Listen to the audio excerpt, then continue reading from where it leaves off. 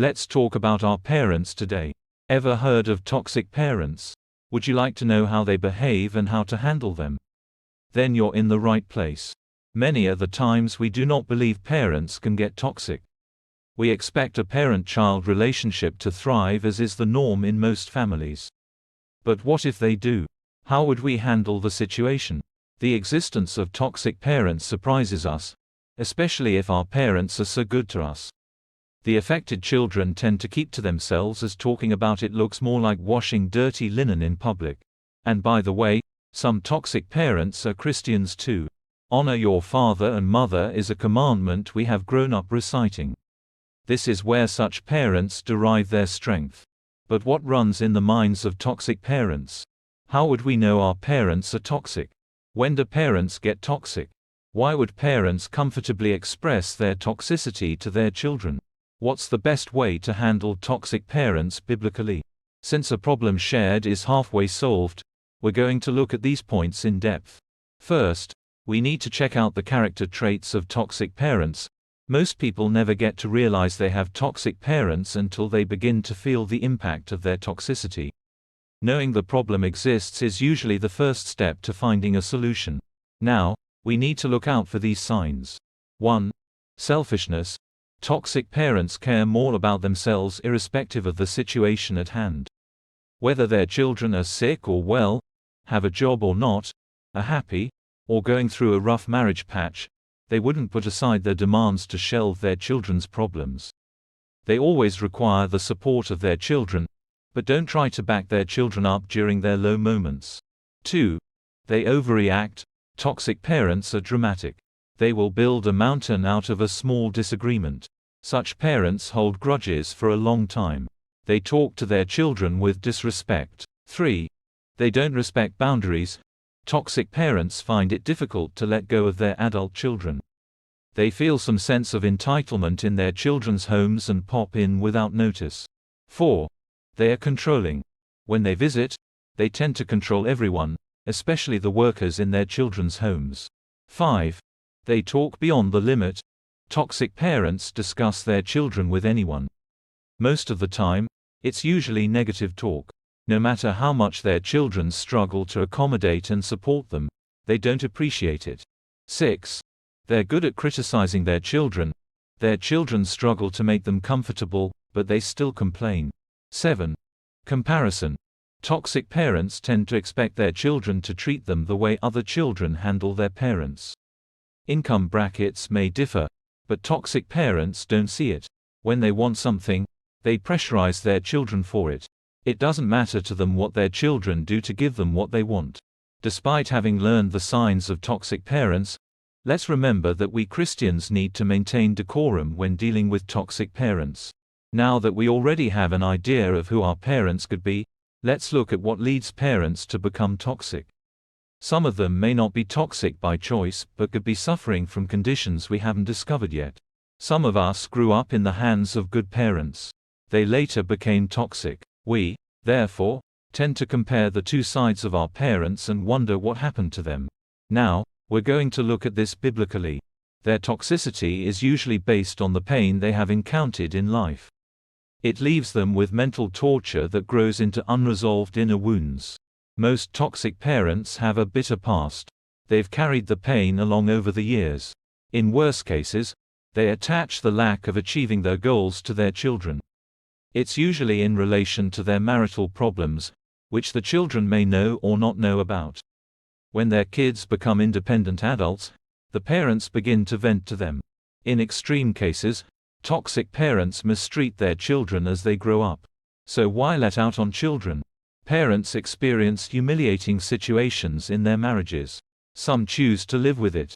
Other parents decide to quit the marriage. In both cases, the attitude of the affected determines how they'll behave in the future. Parents who aren't toxic also had painful moments. Most likely, they used the pain to gain their footing. They wouldn't do it without the power of the Holy Spirit. Now, this is what toxic parents miss. They dwell more in the pain than in using the pain to step forward. As a result, they get stuck. Their unfortunate children find themselves having to bear with the outcome. We're probably wondering why Christians who regularly go to church can remain toxic. It's important to note that going to church and developing a relationship with God are two different things. Toxic parents go to church. However, they struggle to maintain a good relationship with God. And this is where their children come in. So, what should Christians do to accommodate or change their toxic parents? I found the Catholic Charismatic Renewal Movement a good avenue that helps us evaluate our relationship with God. As time goes by, we will be able to categorize ourselves appropriately and take the necessary action to make better friends of Christ. We will then peacefully implement changes that will shape the relationship between us and our parents. It's believed that we cannot teach an old dog new tricks. However, that's the world's view. Anyone can change in the Lord's kingdom. So, how do we go about it? We need to begin with ourselves. Although we feel we're right and our parents are wrong, we ought to find out what we need to rectify in ourselves. We're going to use divine wisdom tactics. Now, let's hold our guards as we unleash the strategy. When we cast our nets deeper, we catch more fish. Let's begin by understanding the Lord's view on toxic parents. We sometimes take too much from parents for fear of appearing disobedient to the Lord. So, what should we do as Christians to balance our relationship with our toxic parents and God? Let's bear in mind, God has the power to bless or chastise anyone. Because of our parents' sins, which affect us negatively, God allows us to create some space between us. But where exactly did God say this? Most of the time, God does not speak directly. He expects us to relate our stories to the stories in the Bible and solve ours. Look at the story of Terah. Terah was Abraham's father. Anyone would wonder if the obedient Abraham was truly Terah's son. At some point, God chose to separate his obedient son Abraham from his disobedient father Terah. Why did God separate them? God did not want Terah's filth to stain Abraham. In normal circumstances, staying around toxic parents for a long time inhibits our growth. For God to use Abraham appropriately, He wanted him away from his father Terah. Now, do we also have to leave our parents? This is how we're going to do it.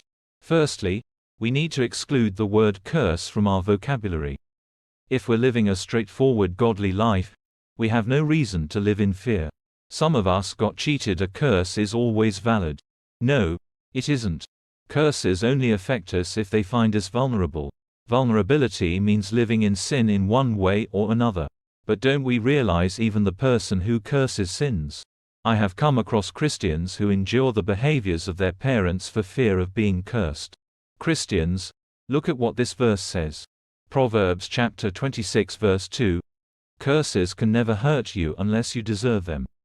They are like birds that fly by and never settle. This is a call for us to do as much as we can for our parents. On the other hand, let's make the difficult decision to avoid them when we must for the sake of our health. Space has always proved to be good therapy.